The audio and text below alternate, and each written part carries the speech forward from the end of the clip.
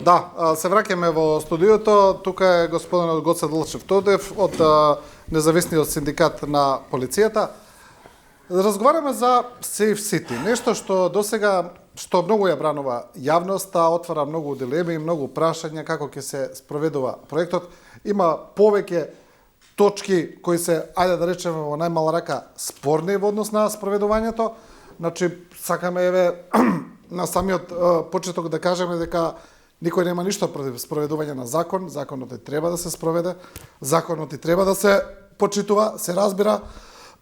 Но тука има некои проблеми кои се и од техничка, но и од суштинска природа и ќе создадат доста предизвици во функционирањето и на граѓаните како физички лица, но и на компании, на јавни предпријатија, на професионални шофери, така натаму. Господине Делчев Тодев, добро дојавте. Тука, еве како е еден вовед во разговорот, јас тука ја имам вашата анализа направена, ќе разглобиме точка по точка, но еве, верувам дека и до кај вас има доста реакции во поглед на функционирањето на Safe City или безбеден град. Прво, благодарам за поканата, благодарам затоа што ова што денеска ќе проговориме, еве и од моја гледна точка, односно од наша гледна точка, зборам во множина, бидејќи ги застапуваме интересите и правата на самата конфедерација на синдикални организации, во чиј состав покрај полицискиот дел имаме и професионални возачи, што е многу битно да се потенцира. Се занимаваме со синдикални прашања и потреби на возачите во ЈСП, во комунална хигиена и така натака, значи еден поголем обсег на луѓе, категории на работници кои со само тоа што од пред 10 дена отпочна да функционира Safe City, односно безбеден град, Скопје е практично претворен во условно кажано град на паника на возачите и од таа причина сум благодарен на поканата и на приемот денеска да преку вашата национална телевизија ги отвориме прашањата за кој пример за 10 дена ние имаме една отворена дебатна емисија, односно дебатна една работна трибина на која и целосно ќе ги затвориме прашањата за овие 10 дена што се и денеска ќе отвориме како прашање, ќе биде ставено на харти, доставено и до законодавниот и до извршната власт, до законодавниот дом, до политичките партии, за да може да сватат сериозно луѓето што се занимаваат прво со наука, тие што седат по парламентарните столчи, односно во собранието, затоа што станува збор за еден сериозен момент на настани кои ќе се случуваат од 1.1.2026. Да, вие закажавте на јавна трибина, како што кажавте, на неа со експерти, сето ова ќе биде разговарано. Еве, јас ќе извадам од вашата ова анализа, каде што вие велите кои закони се опфатени кога зборуваме за функционирањето на Safe City, на безбеден град, и отприлика кои работи тука се на некој начин спорни. Првиот дел се однесува на техничката толеранција на самите мерни уреди, но и на уредите кои ги имаат автомобилите, брзинометрите, сета таа координација. Вие велите вака: законот предвидува контрола и санкција, но не дефинира техничка толеранција, што создава отворено прашање за правната интерпретација. За да појасниме за гледачите што значи ова во пракса. Господин Сејат, јас ќе бидам многу директен и краток, не научно да пренесувам, за да може, сакам сите да ме разберат, посебно оние што се возачи кои, пример, јас сум поминал 2-3 милиони километри, а од мене има пак луѓе што поминале десетина пати па и поголема километража. Не може ако случајно десната нога која е нога за место кај што даваме газ, да биде толку прецизна да ние ја држиме ногата непрекинато на 49,99 на движење на возилото, што представува, да речеме, еден сериозен стрес кај возачот. Ако малце повеќе стапне на самата папуча, односно педала за газ, ќе помине преку таа дозволена брзина од 50,01 веќе регистрира. Таа е техничка толеранција која вие ја отворивте како прашање, кој е најбитниот момент во наредниот период, кај што секој пратеник и премиерот мора да мисли ова што ние го говориме преку сите јавни гласила. Значи, не може да нема техничка толеранција. Цел свет поточно ќе се задржам на дел од државите, земјите кои се во Европската унија, од Германија, Австрија, Шпанија, имаме извадено, да речеме, податоци за Франција и така натака, и за Велика Британија, односно за Англија. Сите држави имаат од 3 до 9% толеранција на моментот на мерење на мерниот инструмент, односно на камерата, во моментот на вперување на камерата, односно таа е секако нонстоп вперена, кога ќе дојде возилото да биде измерена таа брзина од страна на мерниот инструмент, односно камерата, таа не може да регистрира 50,01 и тоа да биде момент кој ќе биде практично земен во предвид како момент на казна. А у тој момент на 50,01 моментално возачот ја трга ногата и ја намалува газта. Да. Значи едноставно таа толеранција мора да постои, мора да се земе во предвид ова што не јас што го говорам. Јас ги следам сите емисии кои се во овие последните 10 дена исклучено наменети за ова проблематика. Министерот за внатрешни работи најави, меѓутоа се уште не е сигурен. Јас денеска ќе му пренесам. Да, министерот Торшковски рече дека е свесен, дека постои таква толеранција. Ако е свесен, мора да прекине постапката, први не сме да биде ден на отпочнување на давање на казни. Еве, јавно пренесувам, го користам медиумскиот простор, затоа што ќе направи, според мене, голема грешка во многу основи, голема грешка, огромна грешка. Не сме подготвени. Државата, односно владата, поточно Министерството за внатрешни работи и ова техника не е подготвена сето ова да биде спроведено 50,01 на некој да му се врачи преку СМС порака казна. Еве, пред неколку дена возач со лични податоци кои ги имал доставено и оставено во службите, вози службено возило, а му доаѓа казна за приватно возило. Значи, ова ја што го кажувам, не го зборувам на памет. Се тоа, значи, исто како што едно време имаше еден пратеник кој кажуваше, ќе дојде момент кога од секоја од секоја, не знам, баџа, од секоја бандера, луѓето ќе викаат ВМРО. Е сега, од секој агол, од секој ќош, од секоја продавница и од секој можен простор во државата се зборува safe city. Значи, ова е веќе страв кој се набива кај луѓето и ние мораме да влијаеме, секој на свој начин. Ќе зборувам и за тоа и за СМС пораките, и тоа исто така е подигнато дел од правниците како проблематично. Повторно да се вратиме на мерните уреди за да им објасниме на гледачите.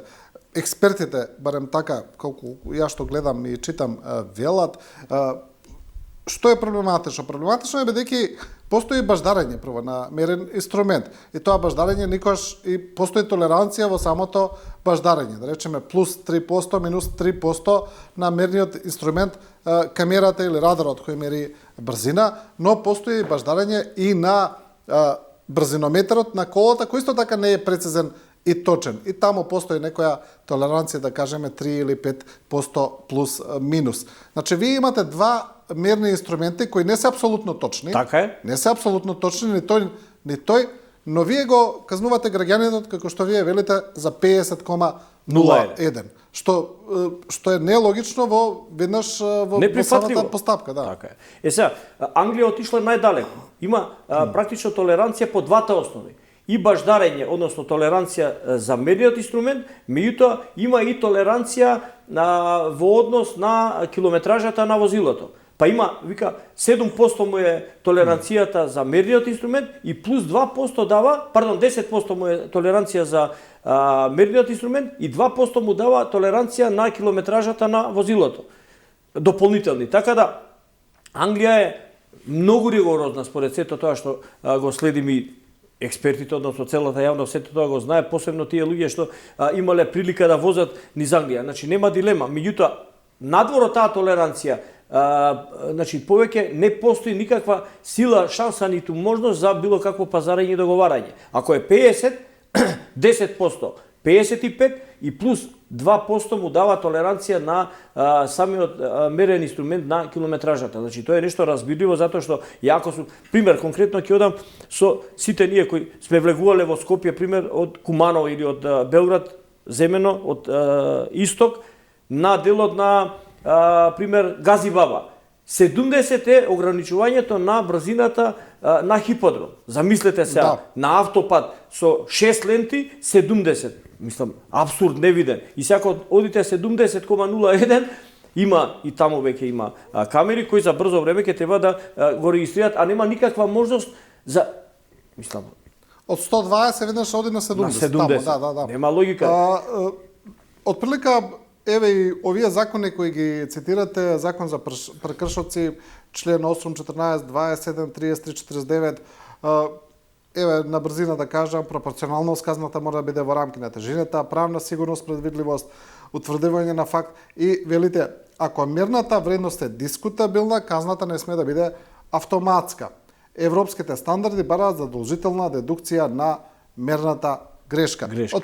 Отприлика ова е истото, зашто зборуваме за баждареноста на баждареноста и исправноста на самите, да речеме, мерни инструменти и на камерите што снимаат, меѓутоа и на километражата на возилото. Да. Кога сакам да ве прашам нешто што многу сега се зборува во јавноста и се поставува како дилема.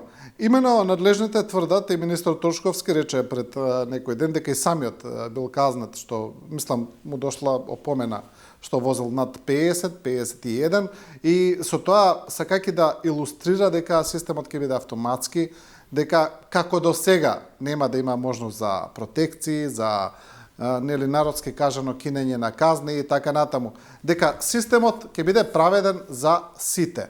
Но граѓаните го поставуваат прашањето дали системот ќе дозволува во него да се стават одредени регистарски таблички кои нема да бидат казнувани. Значи тоа се службени возила, возила кои мора да возат на црвено, мора да водат брзо, каде што тоа е законски оправдано и така натаму, но дека може во тој систем да има злоупотреби, па потоа да се ставаат и други регистарски таблички. Постои ли таква можност во системот? Што мислите? Господин Сејат, видете, значи не постои човек што е против системот. Значи далеку од умот на некого да каже не ни треба систем, далеко од умот. Токму за тоа зборуваме ние сега. Ние сакаме системот да функционира, но гледаме дали е можно во тоа повторно да има злоупотреби. Дури јас ќе отидам у крајност. Да. Еве, нека се почне од мене, ако одам преку брзина од 200 км како што има. Дури да има, ако има пример убиство на човек, односно газење, прегазување на таков човек, макар и јас бил, дури и да се воведе, без разлика што не е можно, и смртна казна за возачот што ќе направи убиство на човек на 200 км на сат. Мислам, 200 е абсурда, како што ги гледаме веќе резултатите од сите овие камери кои веќе регистрирале било какви брзини, меѓутоа дискутабилно е да политиката биде пред се во моментот. Значи политиката мора да ја ставиме стварно на страна. Овдека не треба да биде популизмот најбитната работа во сето тоа што ќе биде спроведувањето на Safe City. Ова е веќе 10 години, односно 13 години систем кој се надградувал од повеќе влади во минатото и во рете да еднашка да истиот тој систем профункционира. Овдека сега ние зборуваме и мора да даеме на владава, односно на Министерството и за внатрешни работи и за правда, односно на судскиот систем, насоки со потреба на корекции од Законот за безбедност на сообраќајот на патишта, од Законот за прекршоци, од Законот за метеорологија, значи се она што е врзано со законски решенија во моментов кои се поврзани со начинот на употреба на Safe City, односно на користење и се она што ќе биде во тамошниот период систем на употреба на тој Safe City, да едноставно ја тргнеме дилемата дали да речеме возилото на некој од владините представници или од политичарите ќе биде ставено во систем за да може тој да вози колку сака и кога сака. Меѓутоа уште подискутабилно е прашањето да речеме што со тие граѓани кои немаат мейл адреси, немаат телефонски броеви оставено во системот, затоа што регистрациите на возилата не ги прават со години наназад, возат без регистрација, си ги плаќаат казните, не им се одземани. Добро, системот сега и тоа треба да го детектира. Мора дека детектира, да. Значи, и нерегистрирани возила. Нерегистрирани возила, токму така и веќе системот регистрирал огромен број на возила со регистарски таблички кои не се во системот, не се регистрирани. Како на кој начин да речеме тие граѓани кои управуваат, имаат такви возила, се сопственици или без разлика ги земале на позајмување таквите возила за ги користат во сообраќајот, за да си вршат нивни сопствени работи, направи било каква грешка, а ќе се случува такво нешто, за да може да сето тоа биде процесирано ни системот.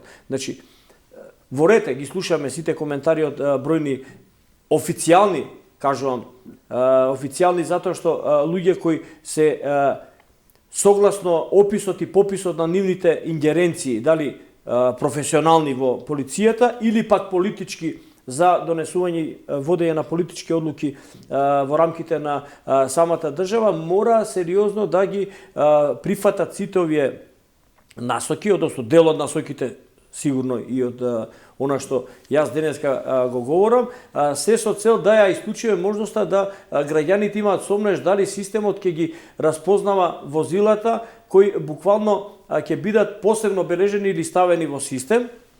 И прифаќам да речеме дел од болничките возила, противпожарните возила, возилата на арама и така натака, и да бидат полиција, да. И да бидат ставени, значи не е ништо спорно. Мада ако го гледаме сето тоа што да речеме конкретно као човек, односно као конфедерација ќе бараме корекција на ограничувањето на брзината, односно да самиот систем регистрира дури од 55 или 56 конкретно регистрација на грешка на... Не, видите, не е спорно да се става службените возила, тоа воопшто не е спорно, туку прашањето ми беше дали е можно да се злоупотребува системот, па да се стават некои возила кои не се службени и да се поминуваат да не се казнуваат. Тоа е прашање. Кога станува збор, кога човек ги уфрлува, да речеме, податоците во системот, можно и такво нешто. Значи, јас сега препорачувам, ако нема систем на контрола на сето тоа што е направено, добро е да речеме делот, не мора од синдикатите, добро е да речеме дел од здруженија на граѓани кои се занимаваат со проблематика возење, односно, не знам, луѓе што се занимаваат со сообраќајот како здруженија на граѓани на возачите во државата да бидат инволвирани во начинот на или од МВР експерти кои буквално се надвор од работниот процес да бидат вклучени во една посебна таква една комисија за да може да имаат увид или владата или собранието да направат посебен начин на тела и органи кои буквално ќе имаат можност начин на увид. Дај ми да видам денеска што имаме да речеме од возила кои се ставени на листа, пример, ако има таква листа, пример, кои ќе бидат на привилегирани возила, кои ќе може да поминуваат повеќе од... Што е со тоа што има многу коментари, има многу реакции има за сите, бидејќи можеби за граѓаните представува еден вид на шок, ајде да речеме вакво едно стрикно почитување на законите, иако повторно ќе кажам, јас се согласуваме тука дека апсолутно тука нема никој против, дека треба да се почитуваат, но граѓаните велат, има тука сега разни реакции, има и тоа дека не се почитуваат многу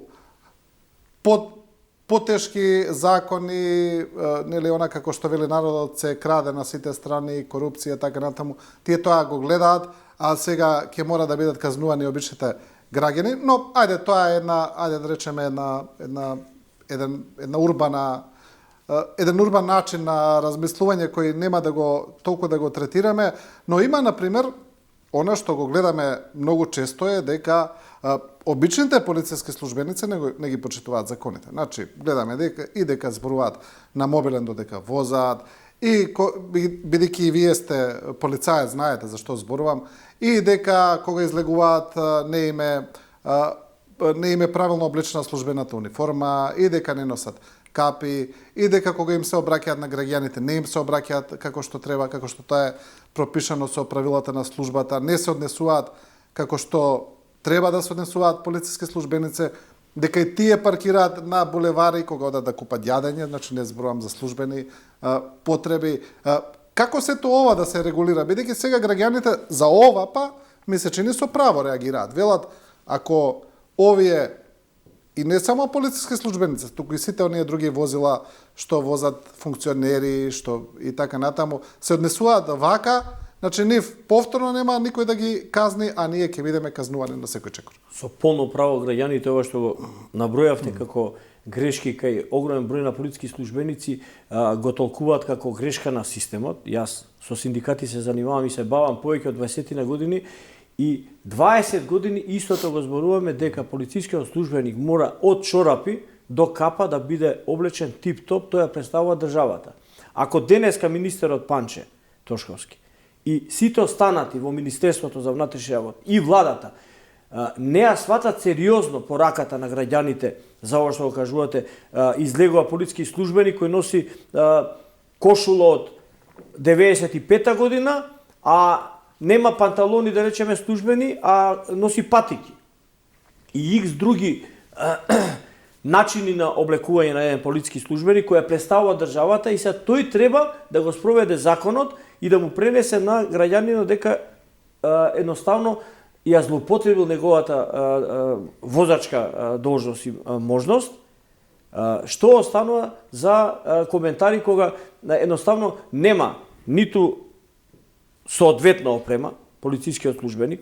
Значи може да збориме до бесконачно. Значи ние со години ова го зборуваме и бараме, меѓутоа не се смогна сили, еве ова година и пол, односно веќе 2 години и оваа влада не обезбеди можност да се купи, да се облече полицискиот службеник и да биде соодветно облечен како било кој како во опслужување, така и во Европа. Односно, како што налага правилникот за носење на една униформа. И од таа причина граѓаните со право ќе реагираат ако полицискиот службеник не е добро облечен, ако полицискиот службеник кој не е добро облечен застанува купува бурек пред бурек жилница, а е со приватно возило. Значи едноставно се паѓа во вода. И закони, и правилници, и Safe City и така натака и понатака прстот ќе се усмерува и ќе се упатува исто како до сега со она што се упатуваше и велеше дека полицискиот службеник го крши законот, ќе се кажа политичарите како до сега 35 години и од сега политиката едноставно само кажува да биде обичниот граѓанин казнет, а оној што треба да биде исто казнет не е казнуван. Така да. Или мене што особено ми го забележувам, еве ако не слуша и директорот на градски паркинг, добро е да слушне. Не знам дали вие сте забележале оние вработени на градските паркинзи кои ги носат оние блокатори кога ќе ве казнат и кога ќе ви го затворат возилото и кога ќе дојат со моторчето, никогаш не носат кациги. И сега тоа е толку апсурдно. Значи, тој што вас ве казнува и што ви наплаќа казна, која мора да ја платите и не ви го слободуваат возилото ако не платите, се вози без кацига. И никому ништо. Се возикаат они од паркинг до паркинг, така и преку булевари се возат. Никому ништо. Одлично сте го приметиле. Преапсурдна е ситуацијата, да. Така да грешките кои во моментот важат во системот, во државата се премногу, затоа што на крајот на кништата, пак на крајот и на емисијата ќе се навратам на делот на влијание на самиот синдикат, влијание на работничките права. Работникот и тие синдикати, како и во Конфедерацијата, така и во останатите синдикати, и во ССМ, и во КСС, и во Унијата на синдикати, постојат одредени, речеме, нормативи во делот на правото и она што пишува законот и кај што преку нашите синдикални представници бараме купување на опрема, заштитна опрема, дополнителна опрема, сето она што е врзано со безбедноста при работа на работното место. Ова кацига што ја кажувате вие, не може на него да личи дека тој е дека тој плашило на паркинзи. Меѓутоа дека има обврска да ја носи таа кацига од X причини и не може од булеварот од едната на другата страна да поминува преку тревнатиот дел. Така да сите овие елементи се многу значајни за да може да еден нормативно еден работник, вработено лице во било која сфера биде согласно опис и попис на работното место. И синдикатот мора одека да го подигне. Не зборам синдикатот кој јас го представам. Сите синдикати согласно уредбите за регистрација на самите синдикати. Они се занимаваат и делуваат на основа на законот за работни односи и по основ на сето тоа што законот ги регистрирал во централниот регистар, они мора да се залагаат за правата на работниците, ама директорите, министрите и владата мора да го почитува сето тоа што еден синдикален представник или синдикален претседател мора да го побара од најниско до највисоко ниво Таа опрема мора да се купува, не може да се штеди на опрема за кациги или не знам за било што или за службени возила за потребите и на градски паркинг за вакви потреби, затоа што немале пари, а сакаат да ги инкасираат касите со буџетски средства со кои ќе функционираат. Не бива. И така да и ова е едно посебно прашање за јавните комунални предпријатија за кои во наредниот период сигурно ќе се отвори една дилема, и ако ви отворам само телефонски пораки, пошто ние напоменам на почетокот имаме синдикати во рамките на ЈСП. Замислете сега, ние имаме сериозен проблем. Јас веќе ангажирав. Тоа сакав следно да ве прашам за тоа, да. Баш така, 3 адвокати исклучио само за оваа проблематика. ЈСП возилата на градскиот сообраќај во Скопје нешто немаат жмигавци. Нешто не им се отвараат или затвараат врати, не им работат километражите, што е поврзано со Safe City. Ние се имаме голем проблем и кај што возачите на автобуси вика не смеам да возам повеќе од 40 затоа што он се отприлика си погаѓа, си нагаѓа во начинот на движење. Меѓутоа не знам дали е тоа 40, 42 или 52, затоа што не му работи километражата. Ова јавна порака доведе директорот на јавниот градски сообраќај на Скопје, на делот на кој ние поднесуваме и барање за средба. И еве нека биде јавна пораката до директорот на ЈСП Скопје, значи ние мора да се сретнеме, да му се дадат насоки дека таа проблематика мора да се подигне на највисоко ниво, затоа што казната од километражата ќе биде согласно налогот за патниот налог за возење на автобусот. Веќе ние таа стратегија разгледуваме многу сериозно. Можеби на огромен број на гледачи ќе рече дошол Гоце, нема што да прави бидејќи е пензионер и не знае што зборува. Меѓутоа ние сериозно имаме пристап кон се тоа, затоа што патниот налог, ако кажува дека е денеска на Гоце Делчев Тодев за да го вози возилото, он мора да се придржува на овие законски решенија од Законот на безбедност на патниот сообраќај, затоа што Safe City него ќе го фати како регистарска табличка која прекорача брзината од 50, јас ќе треба да платам као возач на ЈСП, а мојата километража не работи. А веде директорот не превзема можеби ништо. Или можеби превзема, не знаеме ние се уште затоа што немаме средба, а пораките што ги имаме добиено во рамките на посебни наши синдикални вибери, социјални групи и мрежи, говорат за еден сериозен проблем, многу сериозен проблем, што во наредниот период ќе, како и што впрочем на нас за 10 дена, забавен е начинот на движење на сообраќајот низ Скопје. Зошто? Затоа што се плашат. Има таа психолошка, има еден момент во психологијата и во начинот на однесување на самите луѓе, вика стравот го чува лозието и он се вика подобро да одам 30-40 и стиска на местото на давање на газ да оди не повеќе од 40-45. Уствари он нема чувство на доаѓање на брзината до 50 и од таа причина пак ќе се навратам. Возачите на ЈСП Скопје или возачите на старите возила на комунална хигиена, кај што гледаме дека и има одредени големи возила кај што и многу побрзо возат, пак ќе се навратам, затоа што не им работат просторот на давање на ознака на километража. Значи ние имаме технички неисправни возила кои се пуштаат во сообраќај од страна на надлежните официјални лица во тие институции и никому ништо. И сега ќе треба да ги казнуваат шоферите. Знаете што е уште поголем проблем? Кај што возачот доаѓа, гледа километражата не работи, го враќа патниот налог, вика јас денеска ова возило не го возам. И шефот или внатрешна контрола во ЈСП му вика вака, не, ти мора да го возиш. Немаме друго возило. Ако не ќе бидеш казнет, одбиваш наредба. Пазите, јас се јавно зборувам затоа што веќе сум вклучен во тие дисциплински постапки на бројни лица во ЈСП и ги слушам. Значи, дури му се врши притисок на возачот да мора да го вози технички неисправното возило. А не дај Боже да се случи нешто како што се случи во Дормотурс или еве и Кочани дискотеката, потоа прво шоферот ќе биде крив, па потоа се разбира. За другите не знаеме, ќе видиме, да. Не, сите други се невини, сите се добри. Политиката е добра, исправна, коректна и затоа сме на ова дереже ние. Јас пак ќе се навратам, синдикатот е најбитна и најклучната работа за потребата на самото општество, затоа што јас ако денеска имам технички неисправно возило, со полно право као возач на ЈСП можам и морам да го вратам возилото затоа што не знам дали ќе возам 50 или 52, како да ви кажам.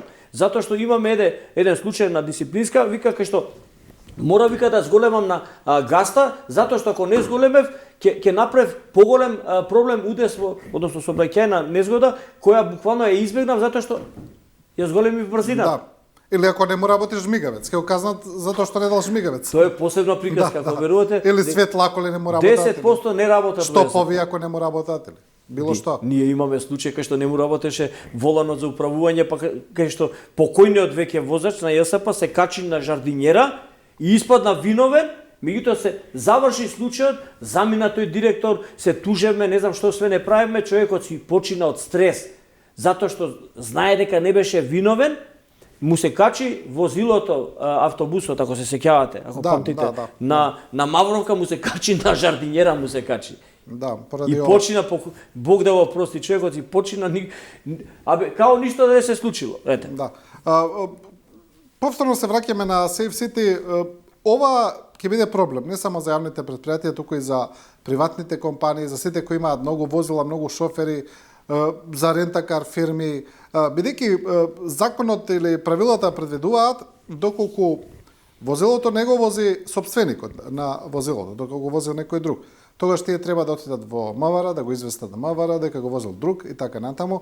Исто ова се однесува и на семејства, значи ако возилото е на таткото, а го вози дете кој е направило прекршок, треба да одат и да известат, заедно треба во правилникот е опишано. Отприлика вака треба да одидат на нотар, да заверат изјава на нотар, па да отидат во МВР, да го известат МВР дека тој не го возил, тоа возило и така натаму.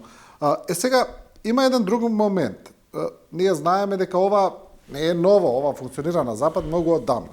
Ние имаме казни од пред, јас сум ги гледал лично, од пред 30 години во Германија, каде што вас ви доаѓа регистрацијата, но ви доаѓа и фотографија со тоа кој го вози возилото. И сето тоа убаво спакувано во пликова, ви доаѓа на домашна адреса и сега ги нема фотографиите. Зошто ги нема фотографиите? Бидејќи би се избегнал овој проблем. Знаете што? Во Германија и во Швајцарија имам многу пријатели, бидејќи многу од граѓаните од државата се иселија таму и вака ми викаат со кејф идам да ја платам казната затоа што и мене ми имаше на слика, ми направија бесплатна фотографија, меѓутоа шалата на страна, има материјални докази и сето тоа што, да речеме, законот за безбедност на патниот сообраќај говори односно за сето тоа што правилниците кажуваат дека мора да има материјални докази со регистрација, со возило, значи со сите елементи кои се потребни за материјал. Бидејќи вас, мала дегресија, кога ве стопира полиција со радар дека возите, таа ве стопира лично вас. Полицајот гледа кој вози. И понатаму постапува, ве бара возачка, сообраќајна и така. Нема што да се буниме. Нема тука што, да. Тој сум. Јасно е, да. Апсолутно, значи или доколку не сте вие, тој што го стопира, тој знае кога стопира. Не, имаме и слика од сето тоа од настанот и брзина, значи тука нема дилема. Меѓутоа овдека ќе немаме таа работа, ќе имаме само SMS порака со која немаш ни возило, има записник проформа на самата хартија во рете. Меѓутоа не е тоа материјален доказ за особата да иде да си плати. Дури имаме на први, втори и вакви случаи кај што луѓето не биле известени дека сето тоа пробно, отишле во пошта, односно во банка и си ги плаќале граѓаните на Македонија казните. Казните, да. Да. Зошто нема фотографии? Тие кажа дека системот е подготвен за тоа, дека треба да има, зошто ги нема? Министерот за внатрешни работи мора да одговори на ова прашање зошто ги нема и затоа ова емисија и затоа е нашите барања. Се разбира, да. Значи, мора да одговорат и мора да воспостават начин на кој тие, да речеме, побарување од граѓаните мора да ги има као материјален доказ. Јас можеби возам 50, ама тој позади мене 51, неговото е фатено. Може би јас сум тој со 53 што сум, ама не ме фатила камерата, го фатило тој позади мене. Зошто тој да плати, не јас. Така да мора да има материјални докази за да може сето тоа што ние го говориме, затоа што сето тоа што граѓаните го сакаат, да биде веродостојно, за да може да се плати казната, да не изнемува да даваат полномоштва по адвокати, па да се судат, да се тужат и така натака, иначе ќе се наврата во делот на ова што кажавте, за полномоштва на едно возило во семејство, кај што го возам и јас и моите, да речеме, деца и сопругата и така натака. Ние сме држава од 1 милион граѓани, не знам, од 1 милион возила максимално што може да се возат низ цела држава. Јас не ја гледам пример, има кинески телевизии кај што на неколку пати случајно сум видел. 1 милион возила има во еден момент на одредени ленти. Замислете таму какви системи на радари, на системи, да не идеме само со анализа на сето тоа што говориме во европските држави. 1 милион возила на 12 ленти, пример 6 со 6, 12 ленти во еден момент. Какви системи таму треба да функционираат за сето тоа да нема ни сообраќајки, луѓето патуваат, немаат стрес да возат дали 45 или 47 возат и така натака, па го кочат сообраќајот, па од центар на градот Скопје до Маџари да идат по 2 сати или до Ѓорче Петров да идат по 2-2,5 часа, значи страшно е веќе во Скопје, ова што го говорам не е популизам или не е причина со која сакам да правам филмување на станите, ова е веќе сериозна работа и од таа причина пак ќе кажам, сум благодарен што давате простор и на самата конфедерација, односно на мене како дел од луѓето која води оваа проблематика во конфедерацијата, баш во делот на потребата за заштита на работниците кои се занимаваат, како што кажавте, и прашањето е, односно на вашето прашање одговорот е следен. Ние имаме работници кои се професионални возачи и работат од таа проблематика утре ќе се случи да ќе мора да ги оставаат или ќе имаат забрана на тие возачки дозволи за управување, не ќе можат парче леп да вадат да ги ранат семејствата, па ќе мора да полагаат. Овдека можеби најголем бенефит ќе имаат осигурителните компании кои што ќе има на вистина помал број на сообраќајни незгоди со кои ќе се случува да речеме да касите им останат полни. Можеби никој до сега нема разгледано на вакво видување на оваа тема која отворам као прашање и најголем бенефит ќе имаат автошколите со кои ќе мораат повторно да полагаат граѓаните. Замислете сега, после временски период на прекршоци кои ќе ги направат возачите, ќе мораат да тие возила ги оставаат да не ги возат затоа што ќе имаат забрани за возење, меѓутоа после такви забрани 2 годишно, односно после одреден временски период ќе мораат да полагаат повторно за возачи, па ќе требаат повторно по 30 денари да вршат уплата за во автошколите. Тука можеме да имаме и други многу сериозни последици. Една од нив е следната. Доколку вие, како што велиме, лицето кое возело, го возело вашето возило, направило прекршок, треба да го донесете со изјава подпишана на нотар во полициска станица и доколку вие тоа не го направите, казното си продолжува, си останува. Бидејќи МВР вели дека тоа е единствен начин за вие потоа таа казната на некој начин да пренесете на негово име. Но доколку тоа лице не сака тоа да го направи, едноставно не сака, не може да го натерате.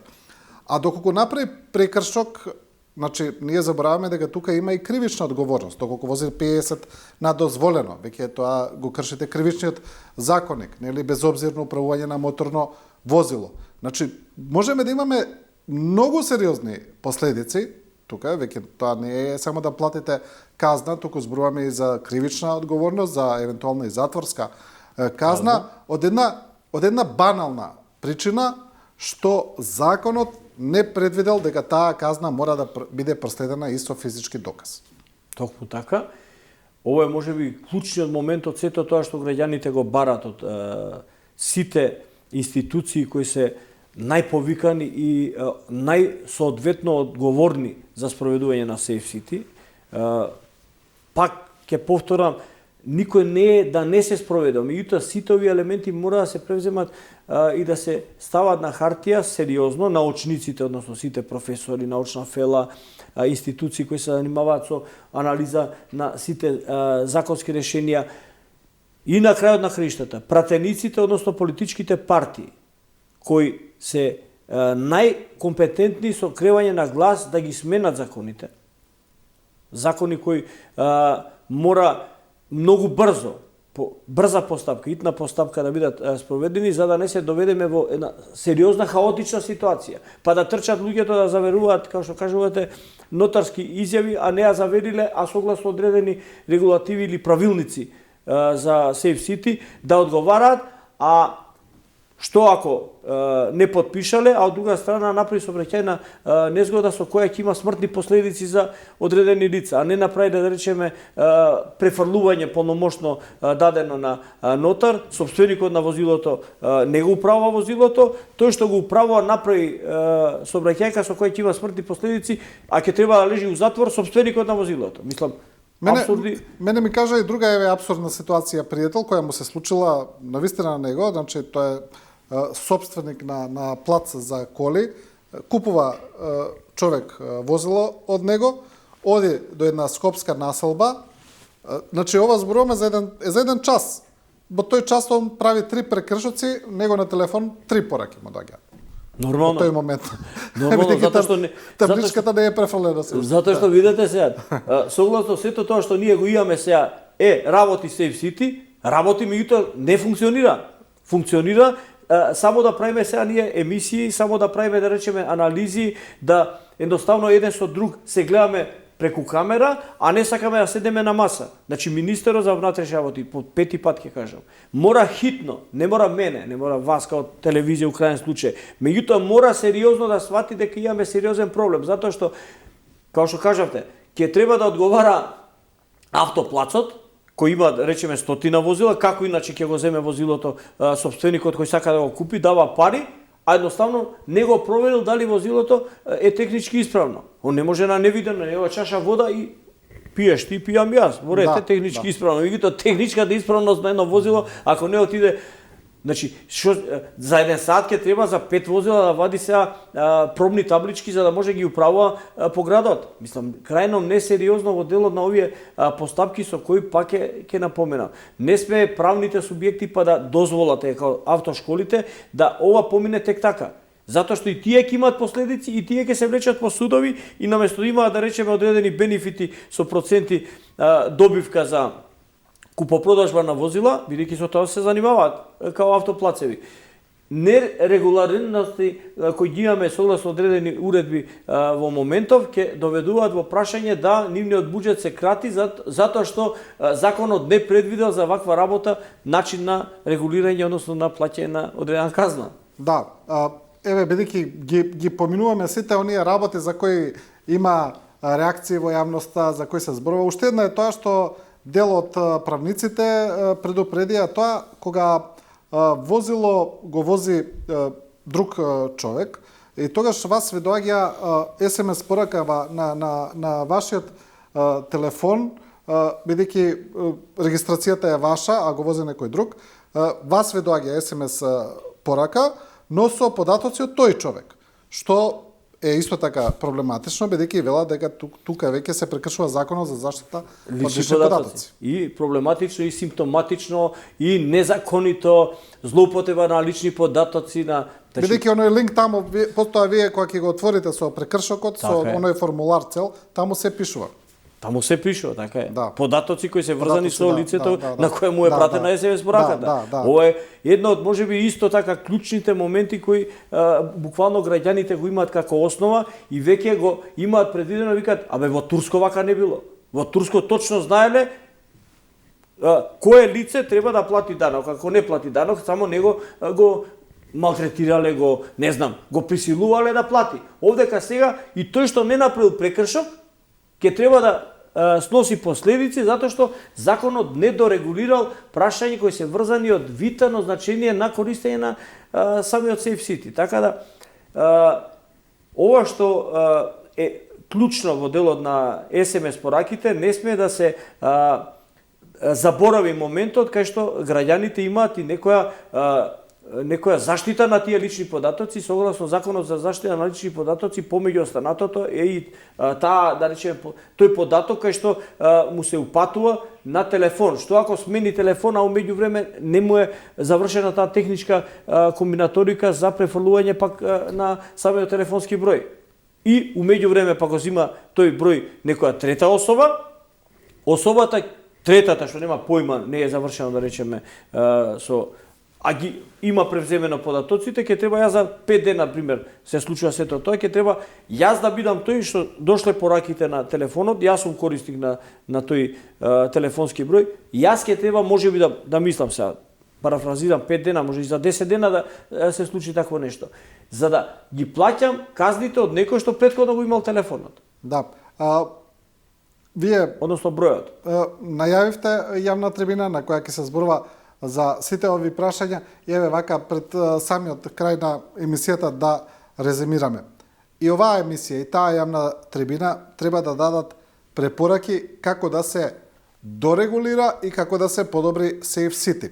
За волја на вистината и надлежните најавија дека е ова исто така тест период, дека сега се тестира системот, дека претпоставувам дека истиве аномалии или истиве проблеми при спроведувањето ги забележуваат, ги забележале, ги знаат и дека ќе работат на нивно подобрување, но она што треба да биде заклучок на некој начин да речеме е дека автоматизиран систем кој казнува по автоматизам без доволно докази создава проблеми, дека всушност треба во системот да се вметне и обезбедување на докази за тоа кој го сторил прекршокот, тука се нели тие фотографии, камери, понатаму баждарење на системите, толеранција при прекршокот. Сето тоа треба да се вклопи за системот да функционира и на крај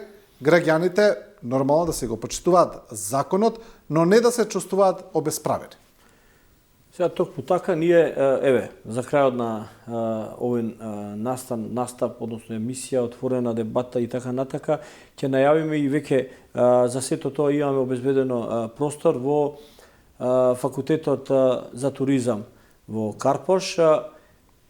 Меѓу другото имаме и други понуди од страна од повеќе од туристички објекти кај што исто ја виделе цела оваа проблематика као сериозна проблематика, ние овозможија да го користиме просторот за кој еве јавно ќе ги повикам сите оние загрижени кои следат емисијата, кои можат, значи на 19 на ден Свети Никола од 10 часот ќе бидеме на просторот во самиот факултет, односно во салата, не за да изгубиме време, туку да направиме една сериозна анализа на сето тоа што го имаме во моментов, со предлози што треба да се направи во наредниот период, со какви корекции конкретно, член по член ќе одиме со одредени правници, кај што тројца адвокати веќе се најавија како луѓе кои се занимаваат во делот на проблематиката за сообраќај, кој едноставно име бранша, односно најголем временски период во адвокатурата ја спроведуваат и делуваат во делот на сообраќајот, за да може сето тоа што ќе го предложиме да има правна тежина, да има, да речеме, основа со која ќе земат во предвид и пратеници и одредени, да речеме, институции за основ да и останати. Сигурно ќе има огромен број на предлози од поголем број на здруженија на граѓани, односно на лица, физички, правни и така натака, и нашиот предлог, односно Конфедерацијата на синдикални организации, ќе даде силен допринос за сето тоа што е веќе нетрпение кај граѓаните. Јас само може да кажам, треба да се смира, треба да има мир кај самите возачи, треба да има една сериозна основа за искрено верување дека сето тоа што ќе се предложи од сите оние што се засегнати и имаат желба на вистина се надмине ова као прашање и као проблем кој во моментов сигурно нема да биде ни прво ни последно. Секако дека после одреден временски период, како и сите останати закони кои се менуваат и изменуваат и дополнуваат, па на крајот на криштата и устави се менуваат на држави, и нашиот устав безброј пати е менуван во овие 35 години, така да и ова со Safe City нема да биде прво и последно. Наредниот период од функционирање ќе покаже своји недостатоци и своји неправилности во сите сегменти, така да, пак кажам, треба да има трпение од страна на сите граѓани, треба да има смирувачки тон, не само од мене, како јас сега што се обидувам да им пренесам на возачите, да има смирување, затоа што на крајот на криштата поентата на сите нас, па и на мене ми е на вистина да се спроведе законот, да има што помал број на аномалии, брканици по судови, по разноразни основи, меѓутоа да има и помал број на жртви по улиците, зашто меѓу рекордерите сме во делот на држави кои има жртви по одредени улици, по основно одредени законски престапи во делот на сообраќајот, така да мислам дека се тоа што во изминатиот период од неколку месеци е тема на дискусија кај сите граѓани, како што кажам, во сите подруми, ќошкови, згради, состаноци, мислам дека ќе биде поентирано и од наша страна со еден конкретен и коректен предлог кој ќе биде сериозно разгледан од сите оние што, пак ја кажам, на крајот мора да кренат рака со одредени измени на одредени закони, ќе ги смириме топките, ќе има поголемо задоволство кај граѓаните и да го намалиме стресот на возачите, затоа што пак ќе се навратам, не може да биде возачот како што ми викаат од градски, гледам на папуче дали ми работи, вика гаста, затоа што повеќе внимание обраќам 80% на гаста, отколку на самиот простор, дали некој ќе прегазам по улиците. Така да, на крајот на оваа емисија, би се заблагодарил уште еднашка. Мислам дека оставиме, ако ништо друго, еден мини простор за делување на се тоа што го кажаме и мислам дека се она што ќе го даеме како предлог ќе биде за доброто на граѓаните, на себе, на сите останати кои движат, на странците, на странски граѓани, односно луѓе од целиот свет што доаѓаат, што транзитираат, движат и така натака, застануваат, влегуваат во градот Скопје, возат низ Скопје и низ Куманово, тето кај што е најавено и таму се сите, односно таму се најавени системи кои ќе функционираат исто како во Скопје, а во наредниот период веќе слушаме Штип се подготвува, сигурно и Битола, сите поголеми градови ќе ги имаат истите овие видеонадзорни системи за безбедни градови и намалување на сообраќајните незгоди по градовите, бидејќи возилата кои ги имаат сите во оваа држава е толку зголемен што мора да се доведе во прашање еден ред и поредок на делот на возачите и возилата кои движат по улиците низ сите градови. Да, се разбира, тоа ни е крајната цел, да се намалат жртвите, да се намалат сообраќајните незгоди. Господине Делчев Тодев, ви благодарам за учеството во оваа емисија. Секако у секој момент сум подготвен се она што го имаме како анализа и како можност да им пренесеме на граѓаните, а за добробит и за добро на самите граѓани и за добро здравје на сите ваши гледачи. Да, благодарам уште еднаш и почитувани, ова беше крајот на Студио 10. Ви благодариме на сите за вашето внимание и останете со програмата на Телевизија 24.